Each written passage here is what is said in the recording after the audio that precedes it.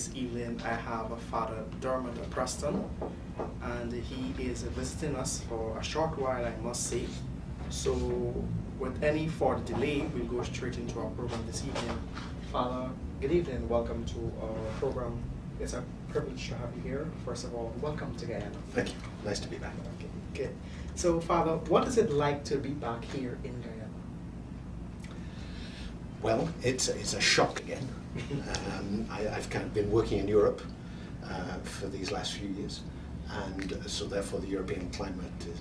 So it's interesting, but really nice to be back, and good, totally different part of the world, totally different type of church, and so I'm enjoying that. It's nice to get away from what I've been doing and come again. Great.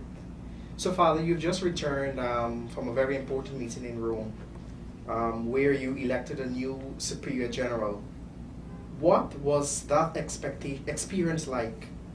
And what does the new leader of the Jesuits, do you have any particular expectations? Yes, we had a thing called the General Congregation, which for the Jesuits they're very rare. The last one was 10 years ago. Sometimes they can go for 25 years without them. And it's whether we elect a new superior general. And that general is for life. So until he becomes ill or whatever. So what we were doing was we were electing a new one. We had a Spanish Jesuit, Father Adolfo Nicolas, who had been the general for about the last 10 years. And then he was retiring. He'd worked for many years in Japan. And this time we were electing, and it took a while to do it. We spent a lot of time in quiet and prayer. And after 4 days of that, then we did move to our election, and we elected a Venezuelan Jesuit to become our new superior general. Arturo Sosa is his name. So, Father Preston, we now have a Pope who's leader of the Catholic Church in the world. He's from Argentina. Now the Jesuits, who are spread all around the world, have a superior. He's from Venezuela, as you mentioned. Do you think there's any significance in this? Maybe about the direction in which the Catholic Church is heading? I think it is. I think it is very significant. I think you can see the center of gravity of the Church was often in the Northern Hemisphere, whether it was Europe to begin with, then North America, whereas you see now the center of gravity of the Church is very much in the South, in Asia, in Africa, and in South America. And I think that's where you're finding great growth, much creativity in the Church as well. And so I think you can see that in the election of the general. I think the previous generals in the Jesuits often have been European but working. So Father Nicolas had been working for many years in Japan. And before him, Father Kolvenbach had been working many years in the Lebanon, in the Middle East, and even though he was a Dutchman. So this time round, it's significant. It's certainly the first South American Jesuit who's become the superior general. So I think for that reason, it shines a light. As when Pope Francis was elected, it just shines a light once more on the growth areas of the Catholic Church. So, viewers, if you've just joined us, you are watching Catholic Magazine, and with us this evening we have a Fr Dermot Preston. Father Dermot, a very important question here. We have a photograph from the 1960s of a group of priests working in Guyana. I believe there were over 50 Jesuits in that photograph.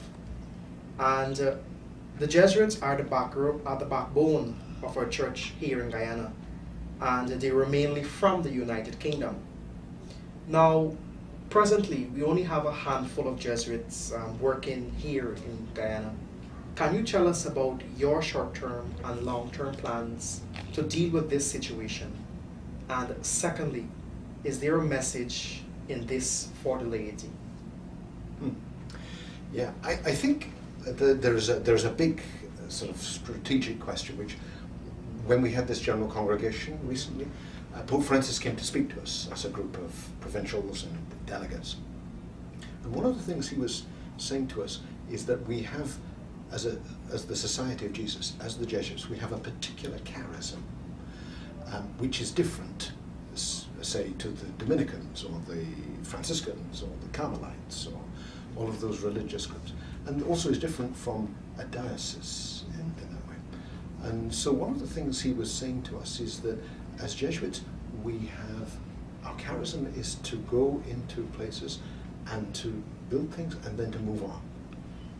And I think one of the things within Guyana, which is very unusual, is that when the Jesuits first came as missionaries, they set up and moved into the interior, moved down the coast, establishing places like that.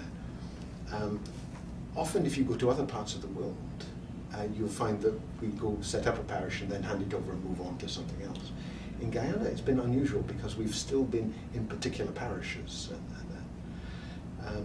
So I suppose what Pope Francis would be expecting of the Jesuits in Guyana is to be able to say, what we should be doing is trying to build up the local church, local clergy, local vocations, laity, working in the parishes, taking a responsibility, learning about their faith.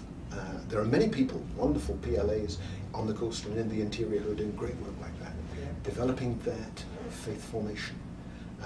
What that would do is hopefully grow local vocations, diocesan priests, who can then carry on the work within the parishes, allowing the Jesuits then to move into stranger jobs, often not working in parishes, sometimes education, strange things like astronomy and science and biology and all sorts of different things that we sometimes do.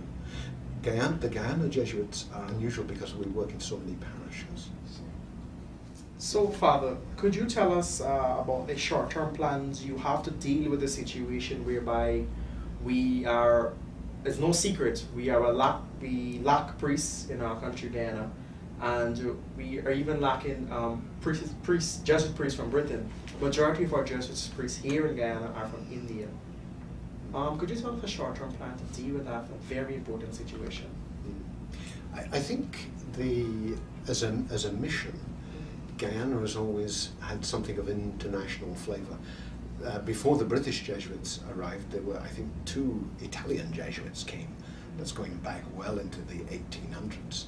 And it was only after that that the British Jesuits were asked to take on the role of building up the church in Guyana. I think until a few years ago, the number of vocations in Britain was actually diminishing quite a lot, part of a European reality. A far more secular Europe, far less interested in religious things, and so the number of vocations has dropped quite a bit. So the British province is now about 150 men, so doing all sorts of different things at the moment. So there are far fewer, and so therefore fewer have been going out onto missions. But the growth areas in the church is where, as I said, Southern Hemisphere, so South America, Africa, and Asia. So what's been happening in Guyana is some of the Indian provinces, where they have a fair number of vocations, have been giving Jesuits to Guyana. It's happened for a long time. So Father Jochira has been around, Tony de Souza has been around, other Jesuits going back maybe 50 years ago, the Indian Jesuits were coming in. But there's been a greater organization over the last 10 years talking to Indian provincials to send some of their good men to come and to work, some for a short amount of time, and some to commit themselves for the longer haul. So from the Jesuit point of view, there is a kind of coordination that is going on, mostly now with the Indian Jesuits. It would be nice, given the racial structure of Guyana, to have local Jesuits, Jesuits from international, kind of, whether it's Britain or India, African Jesuits as well, because the melting pot which Guyana is very cosmopolitan. It's always good to try and find vocations from all of the groups that are there. So it would be really good to have a group of priests, Catholic priests, who are Chinese and Amerindian and Indian and African and British and all of those. But at the moment the balance is mostly with Indian Jesuits coming in, but hopefully it will always be mixed. Okay. Lastly, Father, many people will know you and they admire you as an inspiration here to our country, Guyana, during your time as a Jesuit superior. Some of them even said how they wish you were still here. Could you please leave them with a message of encouragement? I really have enjoyed my time in Guyana. It's been a wonderful time. I was here for 5 years. I was sent, having had 2 4-day visits to check out other things, and so they decided I was old enough to go and be regional superior. It was a bit of a, so I really enjoyed my time. My next job, I finish next year. The one I'm doing is provincial in Britain. I finish next year, but then my successor, he will decide where I go. So he will send me. I'm not sure where. I don't know who he will be, but when he takes over, he'll then tell me he'll want me to stay in Britain or come to Guyana or to go to South Africa or to go somewhere totally different. So my life is in his hands. Well, Father, thank you very much. Thank you for visiting us, we must say, and we do wish you best in everything you do in your future endeavors. And may God be with you in everything you do. And do keep up the good work, and always keep that smile on your face. Father, thank you very much, and we do wish you all the best. Thank you, Father. Thank you very much. Thank you.